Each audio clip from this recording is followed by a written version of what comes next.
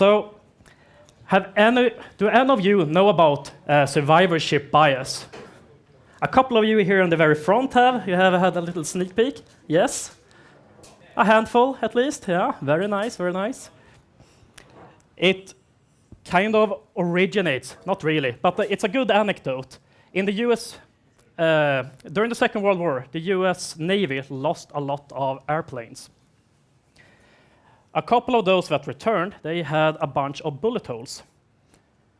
So, as you can see, it's the wingtips, the body, the elevators, and you have the data to back it up. This is where we should reinforce our airplanes. But this gentleman, Mr. Abraham Wald, he disagreed. Because why would that be the case? Why don't we have any airplanes that have bullet holes elsewhere, like in the nose, in the engine, in the mid-body? So instead, he stated that this is the places we should reinforce. So here is the kicker: the survival bias, if you like. It's really about that airplanes got lost because of this ambiguity. You had the data to back it up, but the data is skewed. So I think that kind of ties back into the internet today. It's not really about your most pristine applications that you should secure. Of course, you should do that as well, but you must also be mindful of the periphery of other services and systems that make up your company. So my name is Fredrik Almroth. I am co-founder and security researcher here at Detectify. I argue similarly. I've hacked a bunch of companies. I must point that out, how that works. I do something called ethical hacking.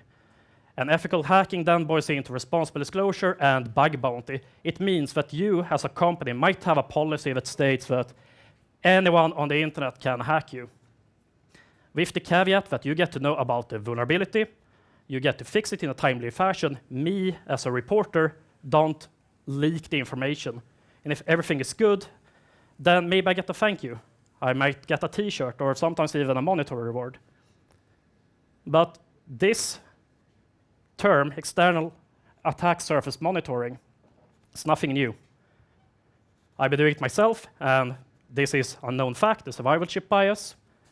So I will share 3 anecdotes today of what I've done during the past couple of years. So to start it off, Google. You all know about Google. This was in 2014, just around the time when they founded the company. Matthias Carlson, I don't see him. He might be in here somewhere. Co-founder and I, we want to make some quick money. And by this point in time, it was only really Google and Facebook that had bug bounty, meaning I can submit a report and everything is green. I get money back. It's pretty cool stuff. Google and Facebook, they were on the hype. They liked this. But we were thinking, okay, both of these companies, they are huge. What do I do to how do you find a vulnerability in one of those? It's biggest tech companies in the world. So we went to Google. What other place to look for Google content than to use Google search and search using Google for Google things? You can see here on the slide that we entered a search term, a site colon Google. So that should give us a lot of Google things, basically. There is a nice little feature here with the arrow that says what time you would like to get the Google results from. So by pressing that custom range, we went year by year. We started with 2014. Give us the very latest things that Google have produced. Then gradually we went back in time until we stumbled upon this lovely site. Yes, so you can see the little logo there. This site is still up, by the way. The logo is the old style 90s logo. In the footer, you see copyright 2007. And it says Google Toolbar. And Google Toolbar, this was already old in 2014. It's this little thing, like a kind of a prototype or proto extension to your web browser to get Google functionality into web browsers. So I myself never used it really, but I know that my family did, and my friend's family did. Somehow it always made itself known in the people's web browsers. So looking back here, you see this site, and I'm on a hunt here for bugs. It says one thing: start making buttons now. Well, of course I'm going to do that. That's why I'm here for, you know. So what is a button then? Well, we started going through the documentation for what a button really is.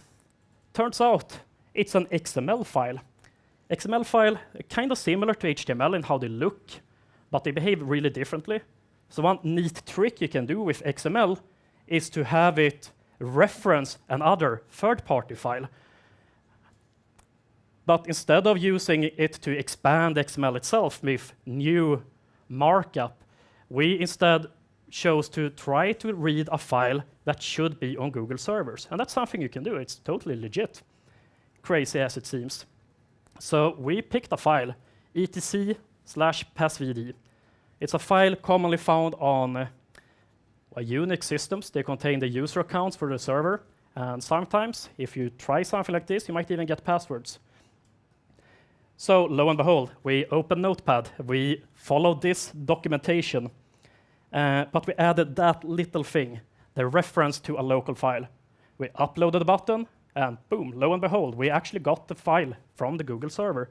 And to us, this was really crazy. This should not have happened, and it was so smooth. Like, there's nothing really stopping us. And here is typically where I would stop. We reported it to Google themselves, and they were also like, holy shit, what is actually going on?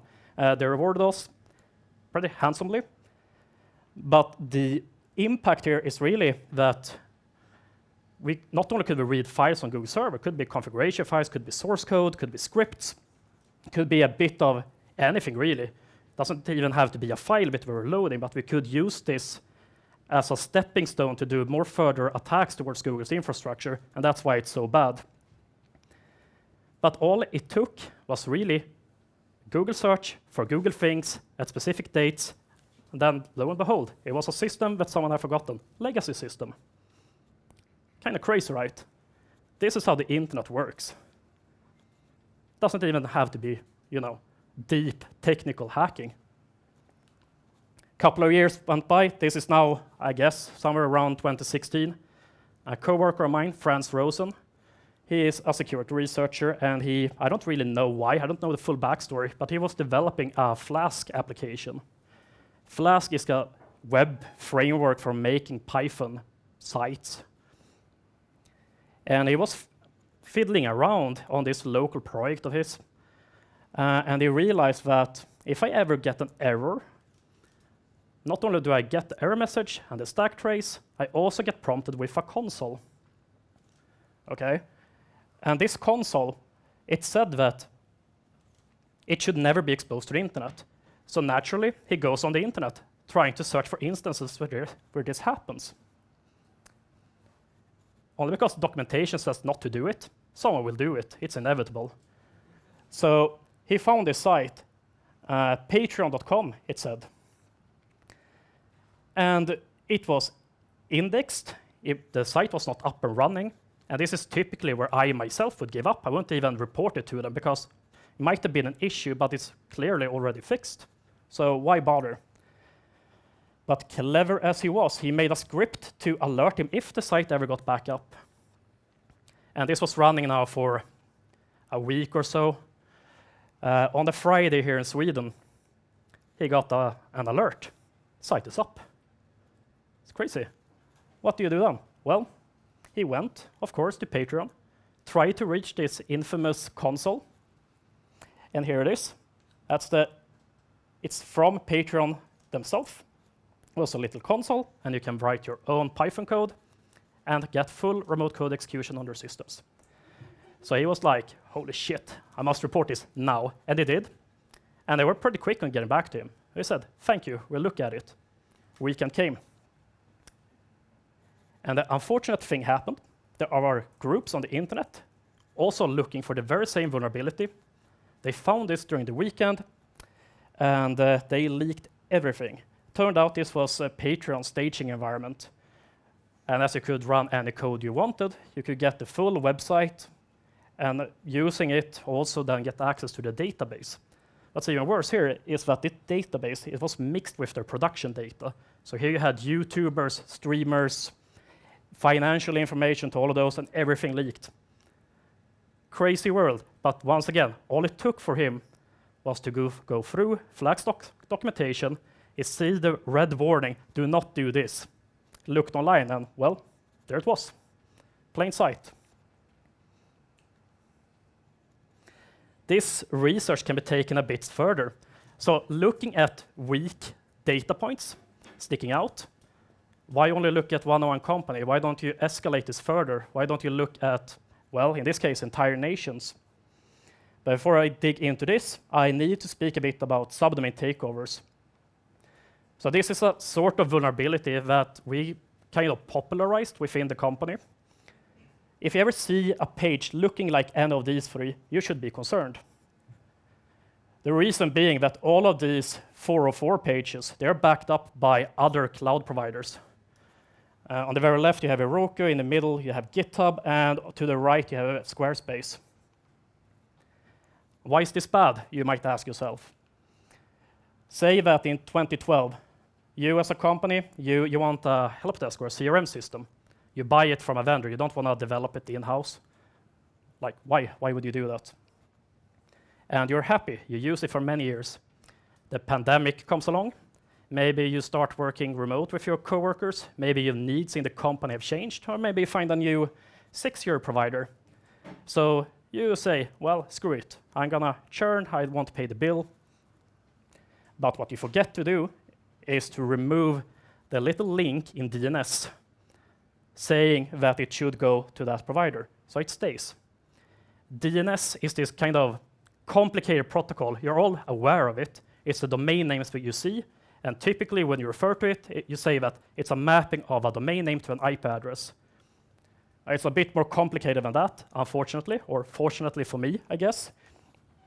But you can abuse this. So now you had one of those 404 pages, and an evil attacker, the little laptop crime dude in the bottom left, he comes along. He finds your domain. He finds one of these 404 pages. So what does he do? Well, he goes to the vendor. He sets up a new page or a new application on his own, in his own account. He makes it look legit and trusted. And at the end of the day, he even pays that bill. And he claims that I am actually helpdesk.yourcompany.com. Now all the stars align. The attacker is now serving content to your domain, only because you didn't remove that CNAME record in DNS. So winter 2020, not the most lovely thing, maybe. I went up to northern Sweden, where I come from. And it was, well, Christmas time. What do? You watch movies, you hang out with family. But after some time, you get kind of restless. So I pulled up my cell phone, up with a hotspot, used my laptop, and I figured, what can I actually do now? Why don't I try to take this research a bit differently? So I made an analysis over all the top-level domains in the world, all the .coms, .nets, .scs. My thought was all of these should obviously be operable. It is the internet. It should all work. To my surprise, one stood out, .cd. .cd is the top-level domain for the Democratic Republic of the Congo. And this is the data I had to look at. It doesn't say you much, maybe, but I tried to reach all of these servers that are referenced. But 3 of those, they didn't actually work. I didn't get any data back when I tried to send them questions like, hey, do you know about Google CD? A couple of those didn't return anything. Turns out it was these 3. And now I started thinking, okay, they clearly share a familiarity. They are all called scptnetwork.com, another domain, and none of them work. So I made a bit deeper analysis of that one domain. I did a HYS lookup. HYS is an old school protocol that gives you the ownership information of a domain. It says the the company, maybe you get a name, a phone number, an email, and you also get a status code saying the status itself of the domain. Typically, you would see the status okay. That means everything is working, it's fine, domain is, it's good. But to my surprise, I instead got redemption period. This is really bad. It means that the registrar that Congo had used to buy this domain from, they didn't really know what to do. No one had paid the bill. Maybe they had canceled the contract to renew this domain. I don't really know. You can still resurrect it, reach out to the registrar and say like, hey, I paid my bill now and everything is good again. But I was thinking back to France, what he did with Patreon. He made a script to alert him if anything ever changed. So I did the same thing. I wanted to know if this status code ever changed, and if so, what gives? Well, it got bad. It was the 23rd of December, I think. My laptop started screaming at me. I didn't know when this was going to happen. It was like 11 o'clock or so. My family was going to bed. And that meant the domain is now up for grab for anyone on the internet. Typically a bad thing. So I went to my Amazon account that I used to do, research. And I entered scptnetwork.com in the buy field. And what to say? Well, it's green. You can buy it. $9. It's like, yes, take my money, Give me my country. Exactly. So that's what I did. And then it kind of dawned on me, like, the fuck did I just do? This is bad. Now I own a part of the infrastructure for this nation. So the first thing I did was to fix it again so it works similarly to the other domains that were actually operable. So down here you see IP addresses. Those 3 IP addresses are the legit ones, serving.cd. But then I was up in northern Sweden. I started thinking, like, how do I give it back to them? What do you do in this case? Like, who do you disclose this information to? So I bide my time. I contacted all my coworkers here in Stockholm and said, here's the deal. But I just couldn't help it. I needed proof that this actually worked, that this was, legit. So I modified one of these IPs to one under my control. I just set up a little listener, a network sniffer. I just saw the traffic started rolling in more and more and more. It's like, shit, this is really, really bad. So having this domain now for about a week before I actually got to hand it over, I realized not only can I intercept the DNS traffic for any .cd domain, I can also reply to the traffic. And that means that if you were to go to google.cd, I could say that it went to, David's here, his home IP. So now anyone trying to go to Google actually goes to David. Yes. Typically a bad thing. But to make matters worse, the internet is more secure than it used to be 10, 15, 20 years ago. So most traffic is now encrypted. But as I have your control over the DNS, you can use that to then issue SSL certificates to claim to be Google. So you get the nice little padlock icon in your web browser. The traffic is encrypted, it will hit you, everything looks legit.